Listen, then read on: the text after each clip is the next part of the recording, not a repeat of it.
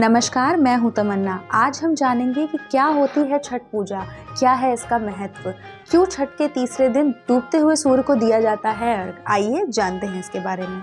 छठ पर्व के तीसरे दिन शाम के समय अस्त होते हुए सूर्य को अर्घ दिया जाता है।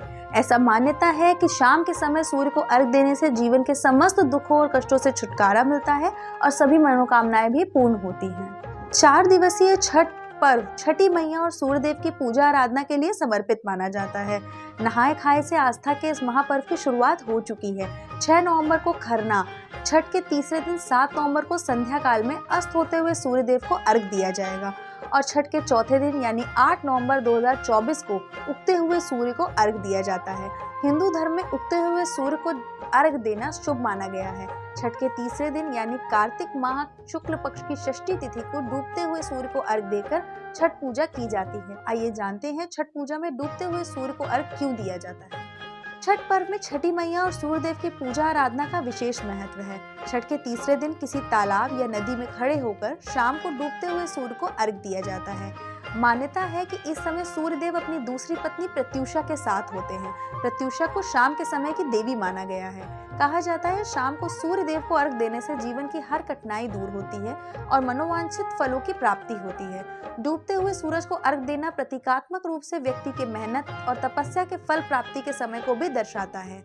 यह नव जीवन की शुरुआत का संकेत देता है। सूर्य के अस्त होते समय प्रत्युषा का प्रभाव बढ़ता है, इसलिए डूबते हुए सूर्य की पूजा करने वाले व्यक्ति के जीवन से अंधकार मिट जाता है।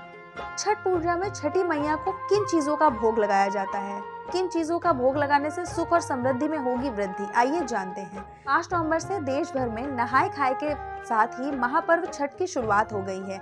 बिहार समेत पूरे देश में छठ को लेकर एक अलग ही रौनक देखने को मिल रही है। छठ का पर्व बहुत सावधानी के साथ मनाया जाता है। इस व्रत को निर्जला किया जाता है और छठी मैया के लिए विशेष भोग बनाए जाते हैं। हर साल छठ के त्योहार का प्रारंभ चतुर्थी तिथि से होता है। छठ पूजा के दौरान छठी मैया और सूर्यदेव की पूजा अर्चना की जाती है, साथ ही निर्जला व्रत किया जाता है।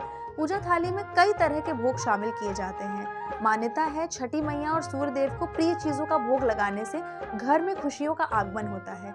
छठ पूजा के पहले दिन यानी नहाए खाए को आपको भोग में लौकी चने की सब्जी और कच्चे चावल का भात बनाकर छठी मैया को भोग लगाना चाहिए। खरना पूजा में दूध, चावल और गुड़ की खीर बनाई जाती है, जिसे व्रती के साथ परिवार के सदस्यों में प्रसाद का वितरण किया जाता है।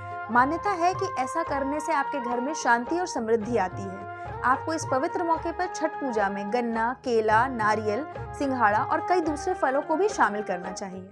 अगर आप छठी मैया और सूर्य देवता को प्रसन्न करना चाहते हैं तो चावल के लड्डू भी बना सकते हैं। इस भोग को छठी मैया का प्रिय भोग माना जाता है। छठ पूजा में ठेकुआ, जिसे खजूरिया या थिकारी भी कहते हैं, का भोग सबसे पवित्र भोग माना जाता है। धार्मिक मान्यता है कि ठेकुआ को पूजा थाली में शामिल करने से जीवन खुशहाल होता है और पूजा सफल मानी जाती है। आप देख रहे हैं देश का number 1 Hindi news channel India news 13, मतलब भारत की आवाज।